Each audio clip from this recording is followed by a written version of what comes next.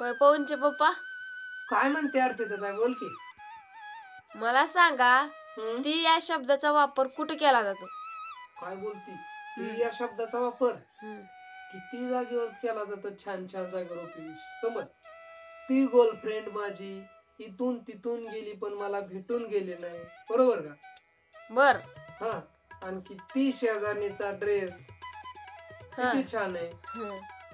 समज, ती शेजारणीचं घर किती छान आहे.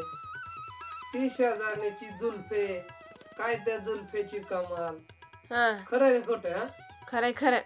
म्हणून मी सांगतोय ती या शब्दाचा काय काय म्हणते का, वाक्यात उपयोग केला पाहिजे. ती या शब्दाचा वाक्यात उपयोग बहुतांश ठिकाणी होतो, बरोबर का?